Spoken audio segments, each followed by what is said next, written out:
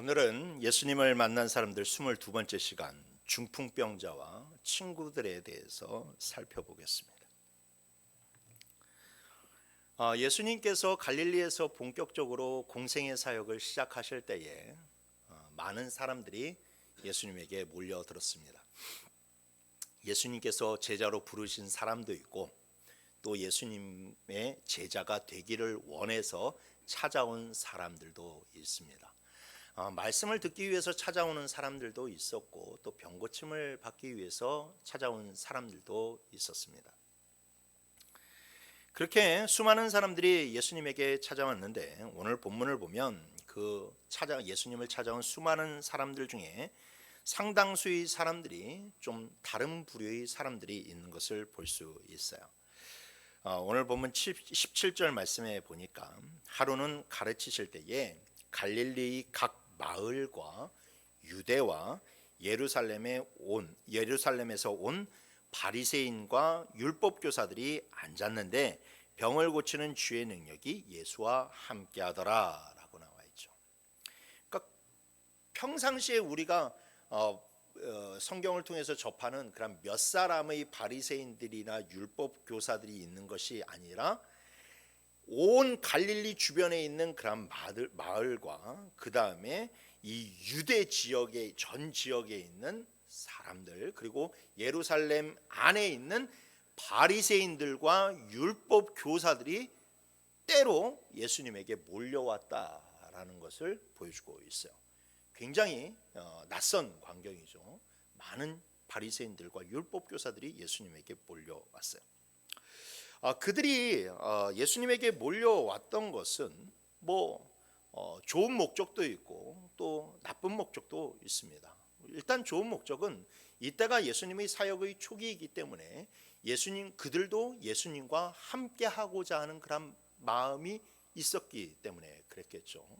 나름대로 예수님이 정말로 능력 있는 그런 말씀을 전하시고 또 오늘 17절 말씀에 보니까 병을 고치는 주의 능력이 예수와 함께 하더라라고 하는 소문이 퍼져나가고 또 예수님에게서 그런 능력이 나타나니까 같은 선생된 자들의 입장에서 자기도 그런 능력 있는 그런 사역을 하고 싶고 또 예수님과 함께 많은 일들을 하고 싶은 그런 마음이 있어서 함께 하고자 하는 그런 마음이 있어서 이들이 각 처에서 정말로 비난하기 위해서 온 것이 아니라 각 처에서 예수님에게 몰려들었어요.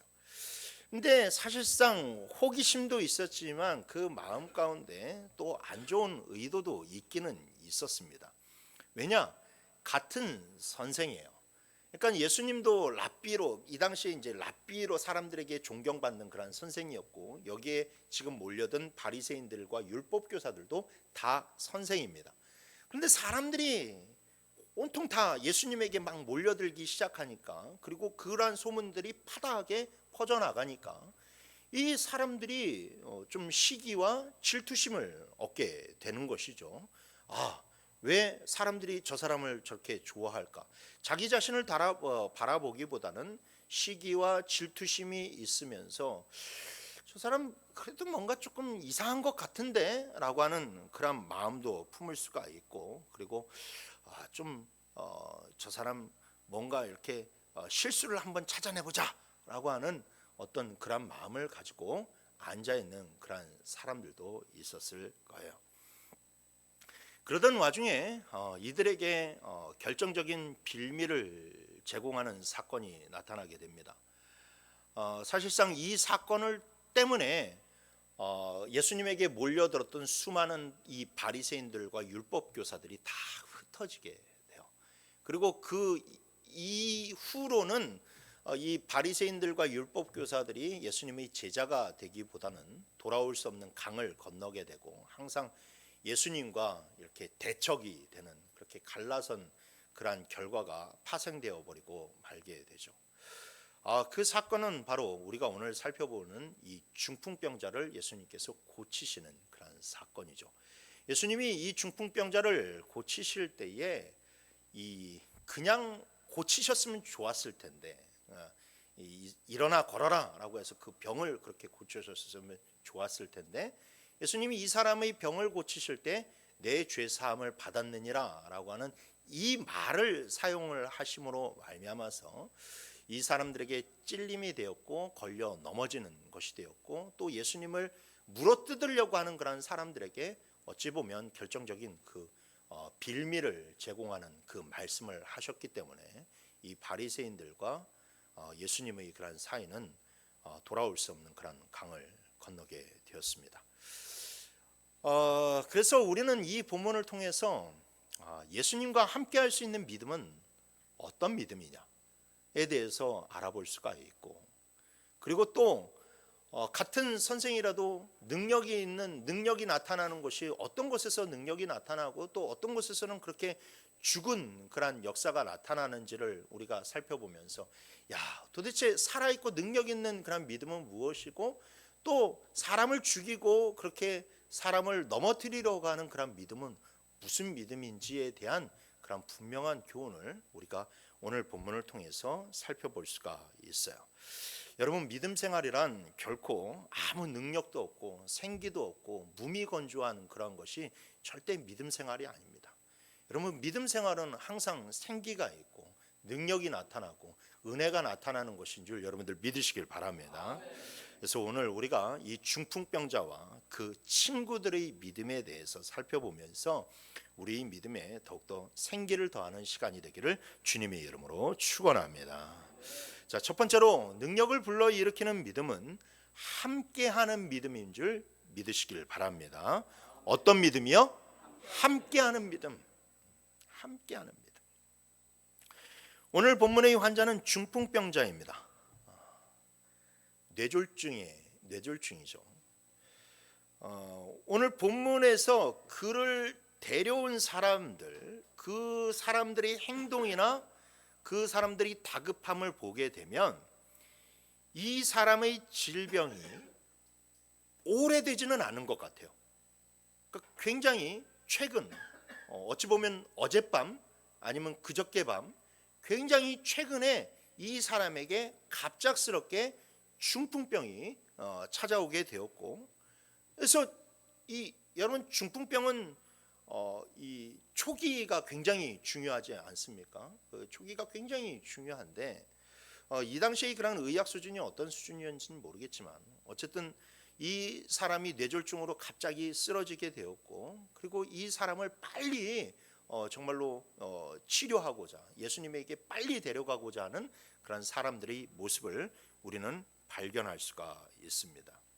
그래서 3절 말씀에 보니까 사람들이 마가복음 그런데 이것을 기록하고 있는 같이 기록하고 있는 마가복음 2장 3절에 보면 이렇게 기록되어 있어요. 사람들이 한 중풍병자를 4사람에게 메워 가지고 예수께로 왔다라고 이야기하고 있어요. 그러니까 이 들것에 매 가지고 왔을 거 아니에요. 들것에 매 가지고 왔으니까 들것을 맨 사람이 4사람이라는 소리고, 그와 함께 왔던 사람은 그것보다 더 많은 숫자의 사람들이 우르르 몰려왔다라는 것을 보여주고 있는 거예요. 상당히 많은 사람들이 그를 걱정하면서 그를 예수님께 데려왔죠. 그런데 그들이 예수님에게 왔는데 도착하자마자 문제가 있었습니다. 무슨 문제요? 사람들이 너무 많았다라는 거예요. 사람들이 너무나도 많았다. 예수님께서요, 이 사람들을 가르치실 때는 주로 넓은 장소를 사용을 하셨어요. 그러니까 뭐 들판이라든지, 예수님이 뭐 오병이어를 설교하셨다라는 곳에 가보면 굉장히 아름다운 들판이 쫙 퍼져져 있고, 그리고 거기에서 예수님이 설교를 하셨어요. 때로는 예수님이 해변가에 사람들을 쭉 앉혀놓고 예수님은 배를 타고 잠깐 그 거리를 띄운 그런 상황에서 많은 사람들에게 효과적으로 말씀을 전하기 위해서 그렇게 그런 장소들을 사용하셨다라는 것이죠.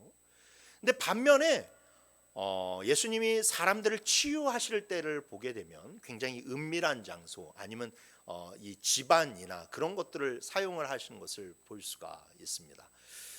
특별히 이 날은 예수님께서 오늘 우리가 이 17절 말씀에서 나와 있듯이 병자들을 고치는 그런 능력이 많이 나타나는 그런 날이었기 때문에 예수님께서 한 집안에 계셨고, 그리고 몰려드는 그런 사람들이 한 사람씩 그 집 안으로 들어와서 예수님께 안수도 받고 예수님 그 병을 고치시는 그런 사역들을 행하셨다라는 겁니다. 그러니까 수많은 사람들이 그 집 앞에 막 몰려가지고 인산인해를 이루고 있으니까 이 사람들이 거기를 뚫고 갈 수가 없는 거예요.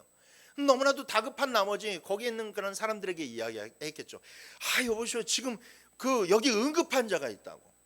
지금 우리 이 친구가, 이 지인이 지금 이렇게 아파가지고 지금 쓰러졌는데 좀 빨리 우리 들어가가지고 어떻게 좀 치료 좀 받게 해달라고 그렇게 사정을 했겠죠.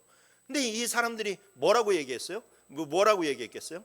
당신만 급하냐? 당신만 응급이냐? 야, 우리도 응급이다. 우리도 다 힘들어 죽겠고, 우리는 지금 죽을 병 같다. 나는 30년이나 지금 이런 질병을 이렇게 고생해 왔다라고 하면서 도무지 그 자리를 내주지를 않는 거예요.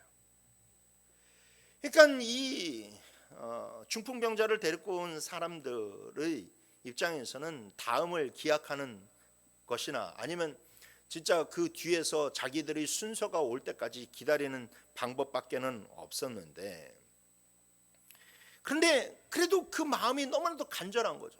그리고 좀 빨리 이 사람을 주님께로 데려가고 싶은 마음이 너무나도 간절했다는 거예요. 근데 그때 같이 있었던 일행 중에서 누군가가 이런 말을 하는 거죠. 야, 우리가 저 지붕을 뜯었으면 어떻겠느냐라고 하는 그런 아이디어를 내놓게 됩니다. 오늘 19절 말씀에 보니까 무리 때문에 메고 들어갈 길을 얻지 못한지라 지붕에 올라가 기와를 벗기고 병자를 침상째 무리 가운데로 예수 앞에 달아내리니라고 이야기하고 있죠. 그러니까 이 누군가 야, 저 지붕을 뜯어내는 게 어떻겠느냐라고 그렇게 이야기했고, 야, 그거 좋은 생각이다 라고 하면서 사람들이 그 지붕을 뜯어냈다라는 거예요. 근데 여러분, 우리가 오늘 본문에서 보게 되면 기와를 벗긴다라고 하는 말이 나오게 되는데, 이게 우리 기독교가 처음 들어왔을 시대가 너무나도 옛날 그런 시대니까 이 번역을 지붕을 우리식대로 해석하니까 기와라는 그런 번역으로 되어 있지만, 원래 이 헬라어 직역을 보게 되면 여기 기와라는 말이 있지 않고 진흙지붕이라는 말이 있어요. 진흙지붕. 그러니까 진흙지붕을 뜯어내고 그 병자를 내렸다라는 겁니다. 유대인들의 전통 가옥들은 다 이렇게 단층 건물, 그러니까 이 정사각형이나 직사각형처럼 되어 있습니다. 이 지붕은 항상 석가래라고 그래야 되나요? 어쨌든 그 나무 이렇게 기둥을 촘촘히 이렇게 박아놓고 그 위에다가 이 진흙과 지푸라기, 그러니까 벽돌을 굽는 것처럼 진흙과 지푸라기를 이겨서 그 위에 지붕을 만들어요. 여러분들이 지금 사진에서 보시다시피 진짜 저 벽의 그런 굵기가 한 이 정도 됩니다. 제가 이제 찍은 사진인데 한 이 정도가 돼요. 그러니까 저 위에 올라가서 막 그냥 쾅쾅 뛰고 모든 그런 행사를 해도 마치 우리나라 지금 현대 가옥의 그런 옥상을 만들어 놓은 것처럼 아주 튼튼한 것이 바로 저 지붕이라는 것이죠. 그러니까 그냥 이렇게 기와를 뜯어내면 거기에 이렇게 환히 있는 것이 아니라 진짜 단단한 그런 이 지붕이에요. 그리고 또 뭡니까? 저것은 자기들의 집이 아니잖아요. 남의 집입니다. 남의 집. 예수님이 베드로 장모의 그런 집에서 주로 활동들을 하시고 그랬으니까 베드로 장모의 집이 될 수도 있고 베드로의 집이 될 수도 있고, 어쨌든 생판 모르는 남의 집이에요. 그것을 부수는 거예요. 그러니까 뜯는다라는 말보다는 부순다라고 하는 말이 더 맞겠죠. 그러면 여러분, 부수면 어떻게 해야 돼요?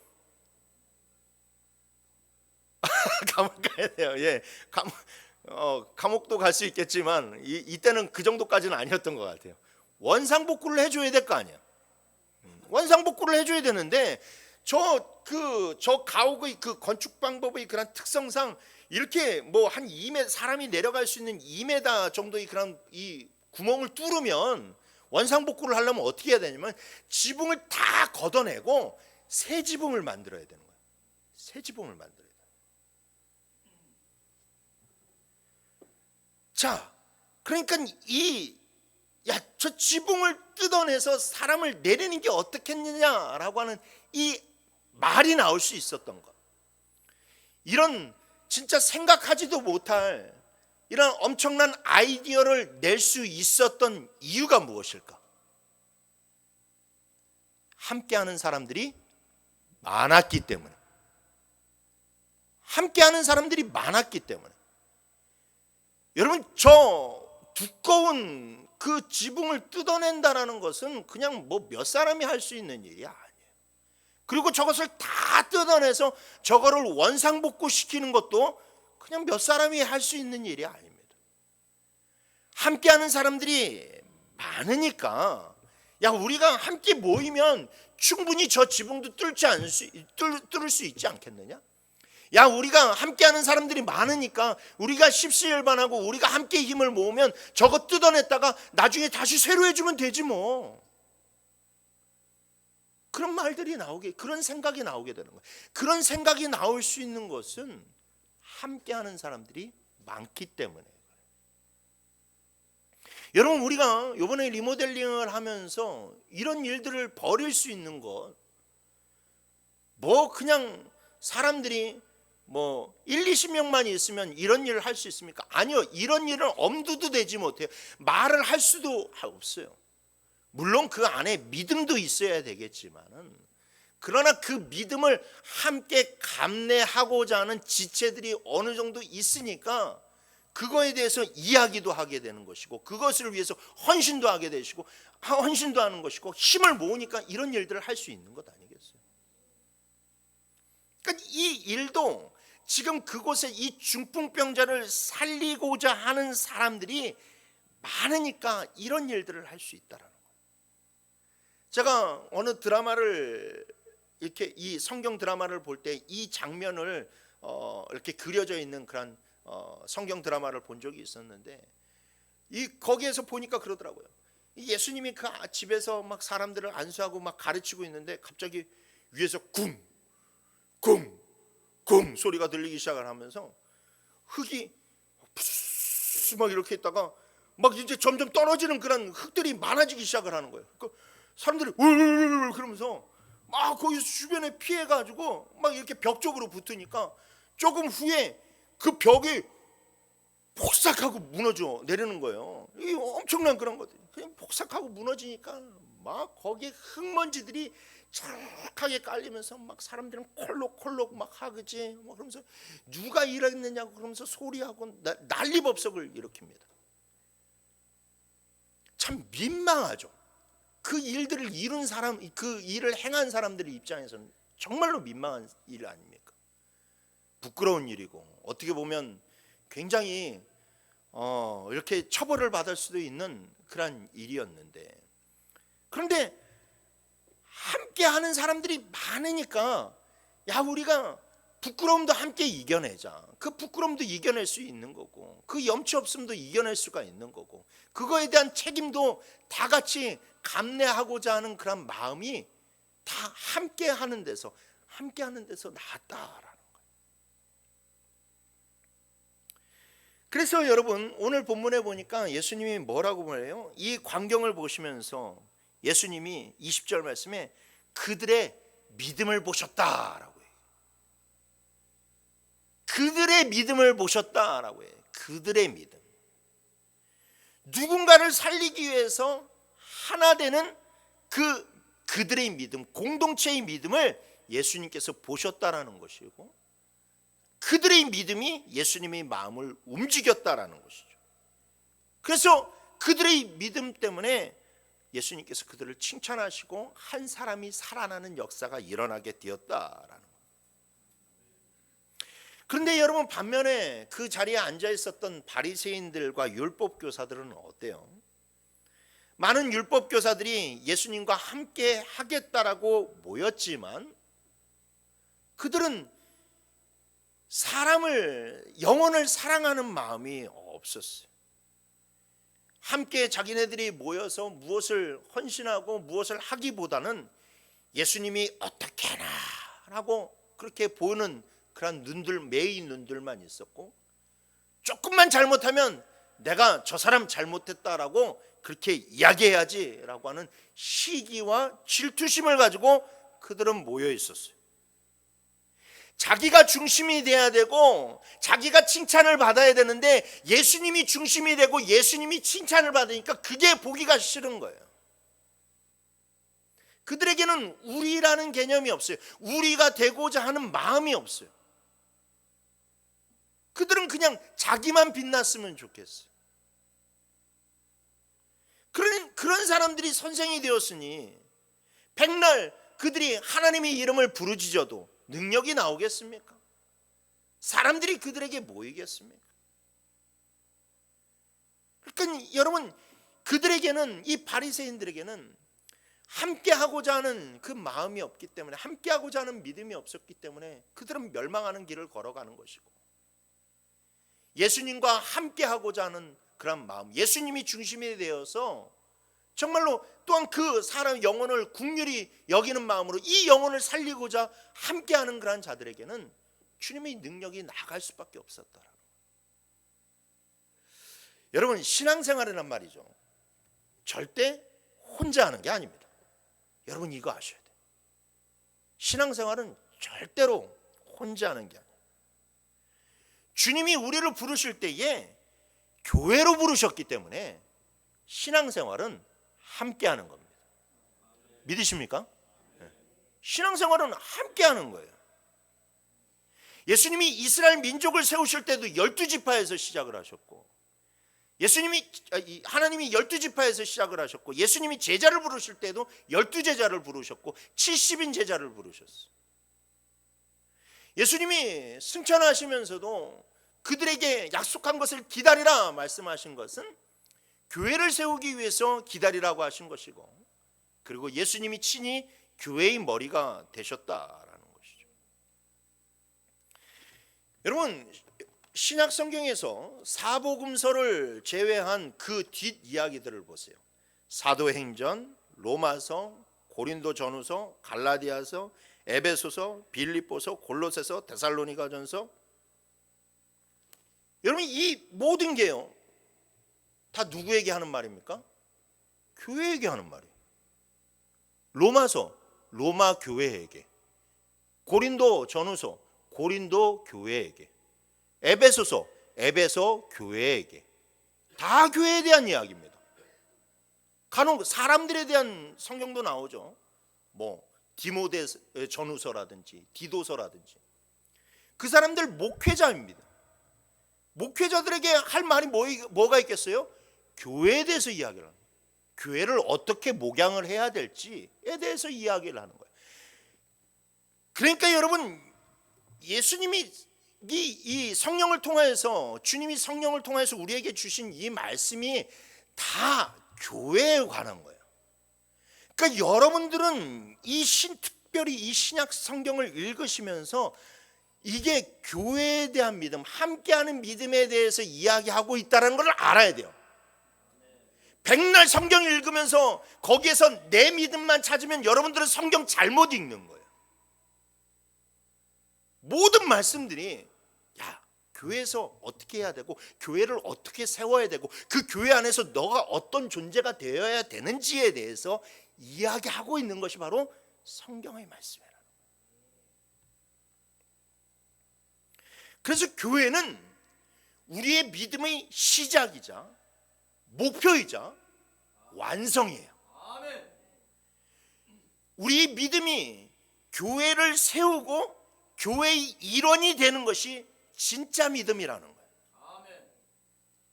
오늘날 개인주의가 팽배해지기 시작하면서 사람들이 교회에 와서도 자기를 찾아요. 자기가 중심이에요. 자기한테 맞아야 돼요. 그러나 여러분, 그거는 사단이 이 시대에 사용하는 그런 속임수 중에 하나입니다. 세상의 조류를 쫓지 마세요. 물론 개인이 존중받고 그래야 되는 그런 좋은 것들도 있지만, 그러나 여러분, 교회는, 이 믿음이라는 것은 교회라고 하는 이 공동체 속에서 이해가 돼야 되고 그 공동체 속에서 만들어져야만 된다라는 거예요. 그렇기 때문에 여러분, 우리가 신앙생활을 잘 하려면요, 우리는 빨리 함께 예수 믿는 법을 배워야만 돼요. 그냥 나만 잘 믿는 것이 아니라 이 사람들과 함께 어떻게 하면 예수를 잘 믿을 수 있을까? 내가 이 교회를 어떻게 하면 잘 세워나갈 수 있을까? 어떻게 하면 나는 이 교회에서 아름다운 일부가 되고 아름다운 지체가 될 수 있을까를 여러분들 빨리 깨우쳐야만 돼요. 그래야 믿음이 성숙하고, 그래야 믿음이 구원받는 믿음으로 이룰 수가 있어요. 적어도 예수 그리스도가 교회의 머리가 되시고, 내가 그 예수 그리스도의 손이고 발이고 뭐 손가락이고 발가락이고 입이 있고 코라는 것을 믿는다면, 여러분 진짜 빨리 함께하는 믿음을 배워야만 돼요. 이 손가락이 머리의 그런 명령을 따라야만 될 거 아니에요. 머리의 명령을 따르지 않고 지금 이제 계속 이렇게 이러면 됩니까? 이러면 됩니까? 아름다운 모습을 갖추려면 함께하는 그 과정이 있기 때문에, 여러분 우리가 신앙생활을 한다는 것은 빨리 함께하는 것을 알아야 되고 배워가야 되고 그것에 나를 맞출 수 있어야 합니다. 그러면 함께 믿으려면 어떻게 해야 될까요? 우선은 내가 중심이 되어서는 안 돼요. 여러분, 교회 안에서는 무조건 누구 중심이에요? 예수님 중심이에요. 예수님 중심, 말씀 중심. 내가 중심이 되어서는 안 된다. 내가 주님의 말씀에 나를 맞추어 가야만 돼요. 그리고 그 가운데서 나를 희생해야 돼요. 희생은 불가피합니다. 헌신은 불가피해요. 나를 내려놓지 않고 나를 희생하지 않으면요, 여러분 절대로 함께 할 수가 없어요. 제가 가정 형편이 안 좋다 보니까는 이 위에서 이렇게 올라와서 공부를 하고 또 여러 가지 사역을 할 때에 항상 이 물질에 쪼들리다 보니까 혼자 살아갈 수가 없는 거예요. 항상 누군가를 반값을 쉐어를 해야 되고, 뭐 기숙사를 들어가거나 아니면 막 친구 한 4-5명이 함께 모여서 자취를 해야 되는 막 그런 일들을 살았는데, 그래서 이 한 10년을 넘게 그렇게 공동체 생활을 막 하다 보니까 한 가지 깨달은 게 있어요. 누군가와 함께 살려면 나를 주장해서는 안 돼요. 누군가를 함께 살려면 자꾸 나를 내려놓아야만 돼. 나를 내려놓아야 되고 상대방을 헤아릴 줄 알아야 되고 상대방을 배려를 해야만 돼. 그래야 함께 살 수가 있어요. 그래야 함께 살 수가 있어요. 부부 사이도 마찬가지 아닌가요? 부부 사이에서 상대방에게 저 사람이 바뀌기를 원하는 그런 사람들은, 상대방 배우자만 바뀌기를 원하는 사람들은요, 그 관계가 오래 가지 못해요. 아니, 그 관계가 지속된다 할지라도 그 관계는 절대 행복할 수가 없어요. 다 서로를 배려해야 되지 않습니까? 아내가 남편을 배려해야 되고 남편이 아내를 배려해야지, 그래야 그 가정이 행복한 가정이 될 수가 있어요. 자녀도 점점 철이 들면서 뭐가 돼요? 자기가 가정을 위해서 헌신하고 부모를 또 배려하는 마음들이 생기게 되면서 또 자녀로서의 온전한 삶을 살아갈 수 있는 것 아니겠습니까? 마찬가지로 여러분, 우리가 함께하는 신앙을 하려면요, 내가 중심이 되어서는 안 돼요. 헌신을 해야 돼요.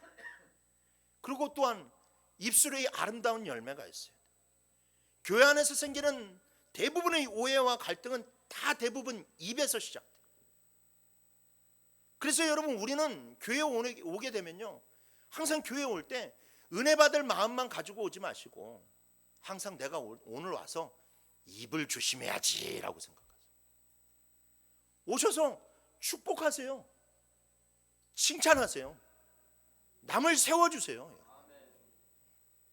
자기 자식이라도 칭찬하셔야 돼요. 영준이보다 은혁이가 훨씬 더 드럼 잘 치는 것 같아. 이런 말씀 하시면 안 돼. 얼마나 지금 우리 교회 이 박자를 맞춰가는 일꾼 중에 일꾼인데 두 사람이 치는 것을 기뻐해야지. 야, 빨리 은혁이가 배워서. 그러면 안 돼. 축복해. 칭찬해. 배려해야 돼. 그리고 또한 상대방을 헤아릴 줄 알아야 돼. 내 입장에서 상대방 생각해서는 안 돼요. 헤아릴 줄 알아야 돼.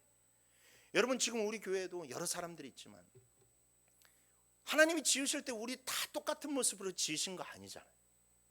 어떤 사람은 고집 센 사람도 있고 어떤 사람은 그냥 자기가 스스로 잘 포기하는 사람도 있어요. 어떤 분은 건강이 좋으신 분도 있고 어떤 분은 건강이 너무나도 안 좋으신 분도 있어요. 어떤 분은 성격이 정말로 활발한 분도 있고 어떤 분은 소심한 분도 있어요. 그런데 건강한 사람이 정말로 연약한 분한테 뭐 그까짓 거 가지고 그래, 남들 다 하는데 왜 안 해? 라고 이야기하면 여러분 이거 참 힘든 거예요. 건강한 사람, 교회라는 것은 건강한 사람들이 좀 많이 열심히 하고 힘드신 분들을 또 배려로도 할 수 있어야 돼요. 누군가 저 사람이 고집이 세다고 그러면 그 고집을 고쳐놓으려고 하지 말고 그 사람의 그런 댐댐이, 현재 댐댐이를 헤아려서 그 사람을 이해해줘야 돼요. 붙잡아줘야 돼요. 그래서 함께 하는 법을 배워야만 돼요. 여러분, 그렇게 교회가 하나 되기를 힘쓸 때요, 그때서부터 무엇이 나타나는 줄 아세요? 주님의 능력이 나타나기 시작해요. 이 사람들이 하나 되기를 힘썼을 때, 중풍병자를 데리고 온 사람들이 하나 되기를 힘쓰고 하나 되어서 그 사람을 고치고 세워주기를 위해서 노력했을 때 주님의 능력이 나타났던 것처럼 교회가 하나 되기를 힘쓰고 서로를 헤아릴 때에 그때에 능력 있는 교회가 되는 거예요. 부흥 있는 교회가 되기를 원합니다. 그래서 여러분, 우리는 무엇보다도 하나 되기를 힘써야 돼요. 전도서 4장 9절서부터 12절 말씀에 두 사람이 한 사람보다 나음은 그들이 수고함으로 좋은 상을 얻을 것입니다. 혹시 그들이 넘어지면 하나가 그 동물을 붙들어 일으키려니와 홀로 있어 넘어지고 붙들어 일으킬 자가 없는 자에게는 화가 있으리라.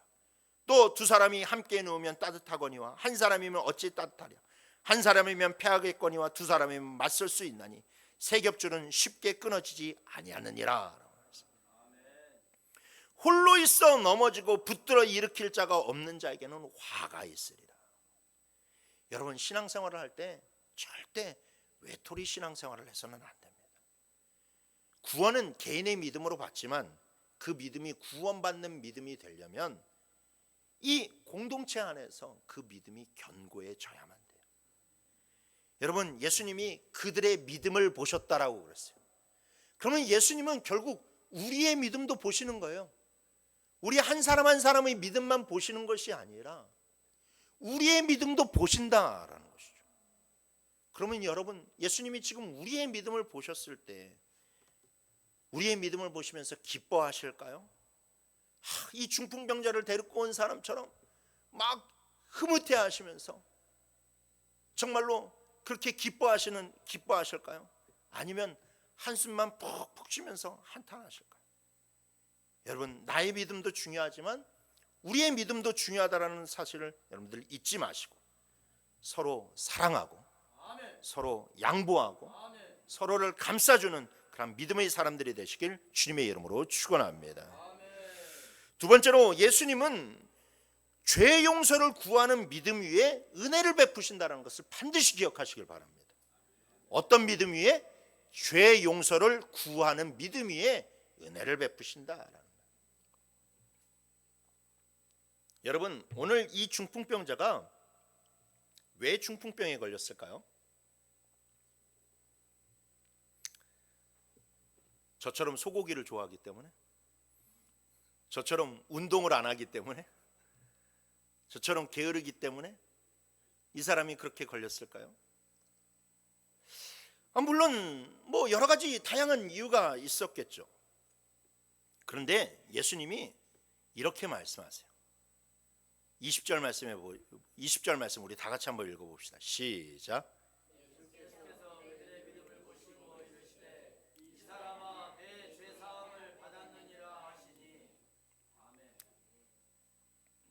언뜻 보기에는 예수님이 그를 살리려고 하는 사람들의 믿음을 보시고 그의 죄를 사해 주셨다라고 하는 뉘앙스로 들릴 수가 있어요.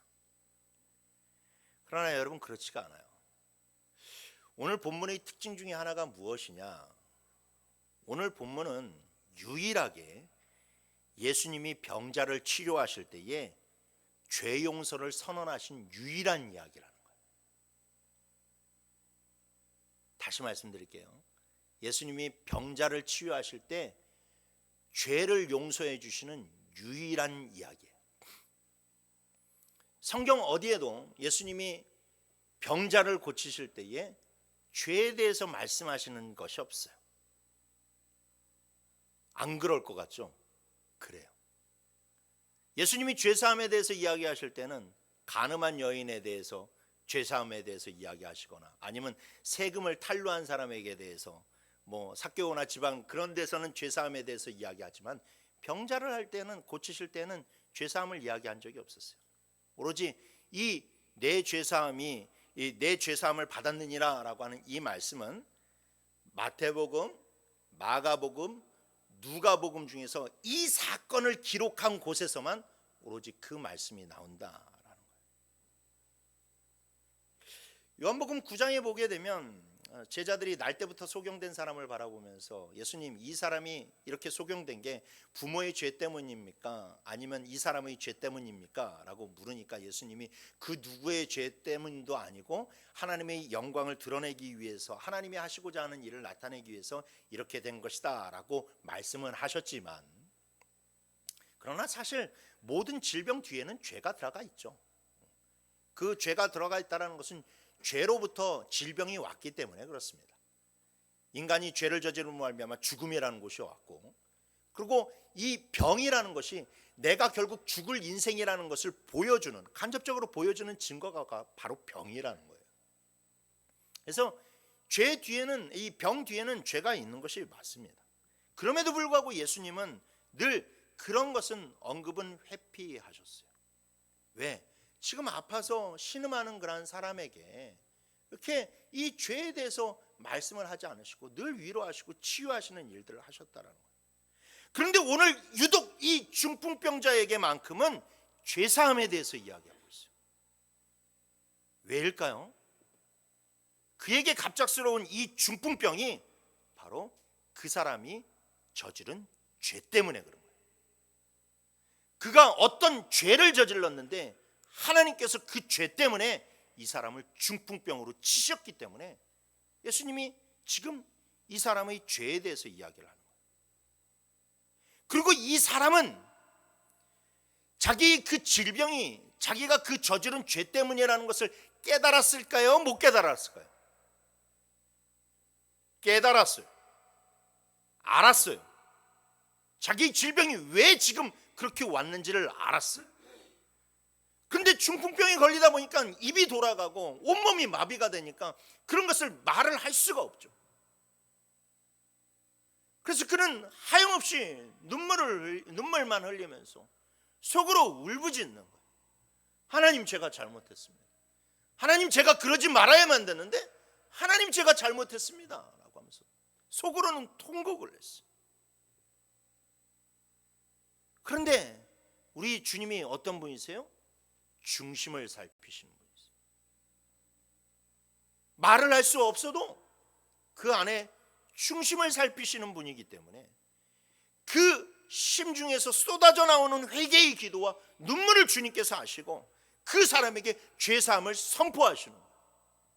너의 죄가 사함을 받았느냐. 오늘 본문에서 이 사람아 라고 표현되어 있지만 같은 본문을 기록하고 있는 마가복음을 보게 되면 작은 자야, 내 죄사함을 받았느냐 라고 말씀하고 계시거든요. 근데 그 작은 자라고 하는 말이 얘야라는 말이에요. 얘야. 탕자의 비유에 보면 얘야라고 하는 말이, 사랑스러운 말이 나오는데 그 말이에요. 마치 정말로 하나님께 큰 죄를 저질렀지만 그러나 그 죄를 뉘우치고 돌아왔을 때에 그 아버지 하나님께서 아버지의 심령으로 그 죄인을 품어주시는 것처럼 예수님이 지금 그 사람의 그 뉘우침을 아시고 그 사람을 다시금 품어주시고 용서해 주시는 그러한 일들을 보여주고 있다는 것이죠. 그 죄사함이, 그 죄를 고백함이 있고 그 죄사함의 은혜가 있으니까 그 육신도 살고 믿음도 살고 모든 사람을 놀라게 만드는 그런 믿음의 역사가 일어난 줄 믿으시길 바랍니다. 근데 반면에 바리새인들은 어땠어요? 예수님이 오늘 본문에 보니까 그들이 심중을 아셨다라고 해요. 그들이 마음속도 돌아보셨어요. 근데 그들의 그런 마음속에는 온통 무엇만 가득했습니까? 자기의 의만 가득했어요. 자기의 의만 가득했어요. 자기 자신이 죄인인 줄도 모르고 남을 비난하고 헐뜯고 가르치기만 했어요. 가르치기만 했어요.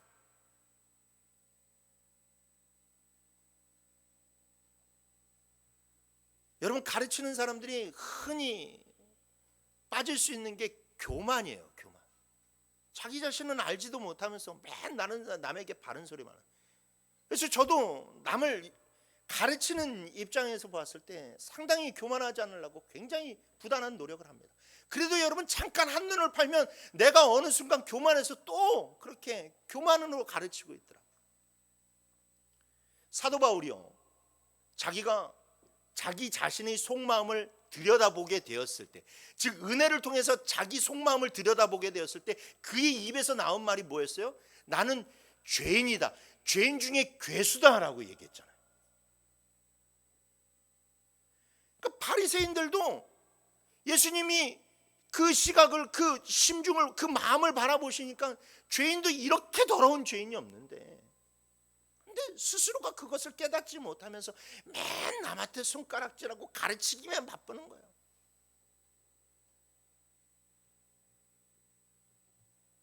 그러니까 여러분, 그런 사람들이 사람을 가르치니까 사람들이 죽어갈 수밖에 없죠. 자기 자신도 죽어갈 수밖에 없죠. 여러분, 자기가 죄인이라는 사실을 깨닫지 못하면, 그 심중을 알아보지 못하면 그 영혼은 자꾸 피폐해지고 죽어갈 수밖에 없어요. 그래서 예수님이 특별히 모든 바리새인들이 보는 사람, 이 바리새인들이 보는, 율법 교사들이 보는 앞에서 이 사람에게 특별히 내 죄 사함을 받았느니라라고 하는 그 언어를 사용을 하시는 거예요. 오늘 23절 말씀에 보면 뭐라고 있어요? 내 죄 사함을 받았느니라 하는 말과 일어나 걸어라 하는 말이 어느 것이 쉽겠느냐라고 이야기를 하세요. 예수님이 충분히 일어나 서서 걸어가라라고 그 사람에게 말씀하실 수 있었다라는 거예요. 왜? 예수님에게는 그 말이 똑같아요. 똑같은 말이에요. 내 죄 사함을 받았느니라 하는 말과 일어나 서서 걸어가라라고 하는 말이 예수님한테는 똑같은 말이라고요. 왜? 죄 사함을 받아야 그 사람이 일어설 수 있으니까. 결국 그 사람이 일어서지 못하고 그 질병의 그 뒤에는 죄라는 것이 도사리고 있으니까 예수님에게는 그 말이, 두 말이 다를 것이 하나도 없다라는 거예요.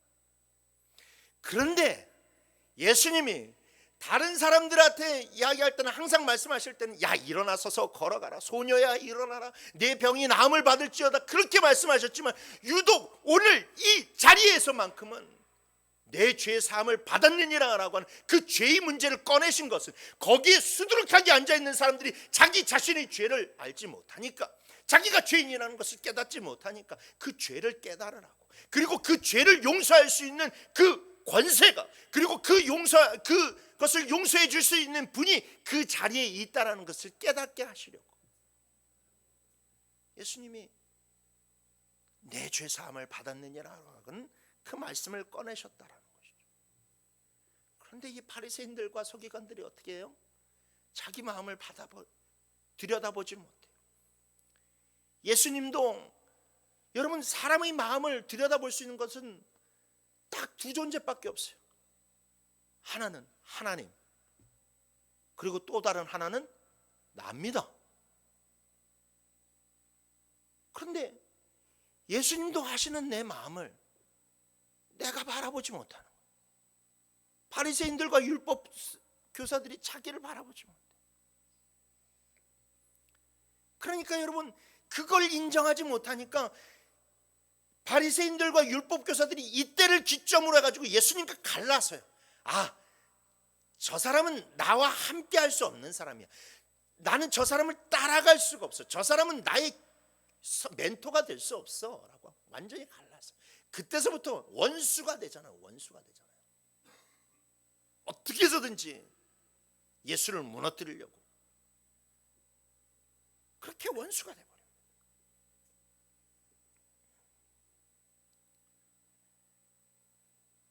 그렇습니다. 여러분, 예수님은 사람들이 이 죄사함이라는 것이 하나님의 은혜의 통로임을 깨닫기를 원하세요.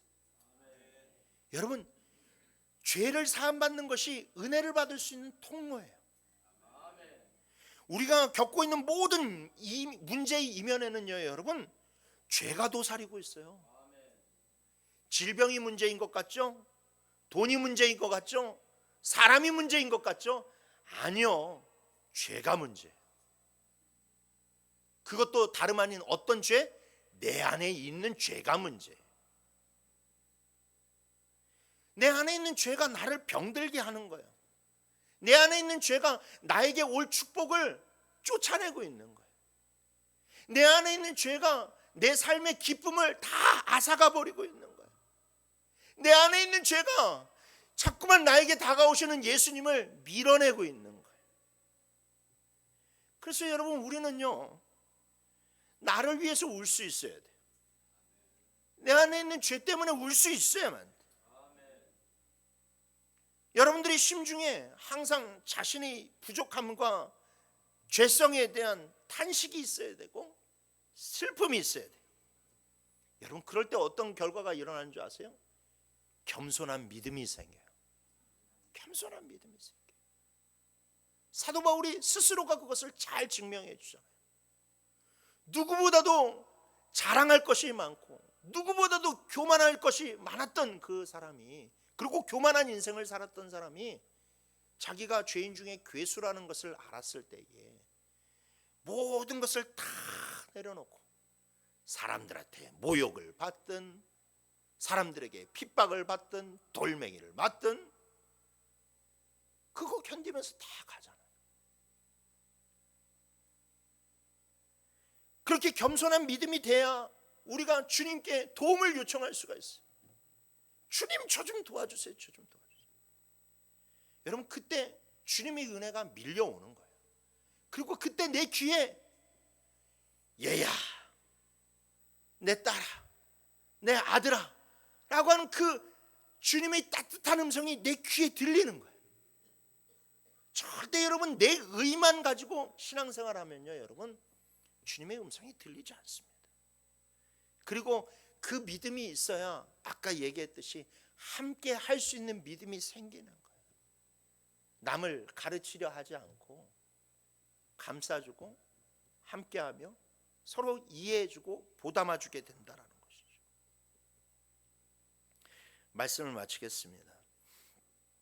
오늘 중풍병자가 예수님을 만나서 그 중풍병을 고침을 받기까지는 절대로 혼자서 감당할 수 없는 문제들이 많이 있었어요. 다 옆에서 함께 해주는 사람들이 있었기 때문에 그것이 가능했어요. 여러분, 어쩌면 이 중풍병자는요, 하나님이 중풍병으로 치실 정도로 자기를 깨닫지 못하는 못난 사람이었을 수도 있어요. 그런데 이 사람들은요, 그 못난 사람을 정말로 따뜻하게 감싸주었고 그를 위해서 최선을 다해서 발벗고 나섰습니다. 그런데 여러분, 우리는 모두가 다 연약한 사람 아닌가요? 우리는 다 그렇게 못난 사람들 아닌가요? 사도 바울이 고린도 교회에 했던 말을 여러분 기억해 보십시오. 고린도전서 1장 26절 말씀에 형제들아 너희의 부르심을 보라. 육체를 따라 지혜로운 자가 많지 아니하며 능한 자가 많지 아니하며 문벌 좋은 자가 많지 아니하도다 라고 했어요. 여러분, 이게 고린도 교회에만 해당되는 것이 아니라는 거예요. 모든 교회에 다 해당되는, 그게 교회의 실체라는 거죠. 다 연약한 사람들, 부족한 사람들, 못난 사람들이 모여서 함께 생활하는 것이 바로 교회라는 겁니다. 그게 교회의 본질이에요, 여러분. 그래서 그 연약한 자들이 함께 모여서 하나님의 영광을 드러내야만 되는 것이 우리의 숙제라는 거죠. 그러면 여러분은 어떻게 해야 됩니까? 서로 힘을 도와야 돼요. 서로 교만하기보다는 서로 사랑하고 이해해주고 참아줘야 돼요. 여러분, 우리가 함께 있다는 것은 누군가 나를 이해해주고 참아주기 때문에 그래요. 여러분, 절대 여러분이 나는 이해해주고 참아주는데 남들은 왜 그러지 못할까, 이런 생각하지 마세요. 여러분들이 이 교회 안에 있다는 것은 누군가 또 다른 자가 여러분들을 이해해주고 참아주기 때문에 가능한 거예요. 모든 사람들이. 완벽한 사람이 어디 있습니까? 어떤 사람들은 성격이 좋아도 어떤 사람들은 또 그 안에 약점이 있어요. 그래서 여러분, 누군가 부족한 나라 할지라도 이해해주고 참아주고 받아주기 때문에 우리가 목사도 하고 장로도 하고 권사도 하고 집사도 하고 함께 한 공동체를 이루는 것 아니겠어요? 여러분, 제가 잘나서 이 자리에 앉아서 이 자리에 서서 여러분들에게 설교합니까? 아니잖아요. 나에게도 인간적인 그런 연약함이 있지만, 그러나 여러분들이 그거 다 예수 그리스도의 사랑으로 감싸주고 이해해주고 그래도 존중해 주니까 제가 하나님의 종으로 쓰임받는 것 아니겠습니까? 근데 여러분들도 마찬가지예요. 그러니 여러분, 우리가 서로 겸손한 모습으로 하나 되기를 힘썼으면 좋겠습니다. 진짜 교회다운 교회가 되었으면 좋겠습니다. 예수님이 나의 믿음만 보는 것이 아니라 우리의 믿음도 보실 수 있었으면 좋겠습니다. 그래서 우리의 믿음이 주님께 보여지고 정말로 하나님 아버지 앞에 칭찬받는 그러한 교회와 성도들이 되기를 주님의 이름으로 축원합니다.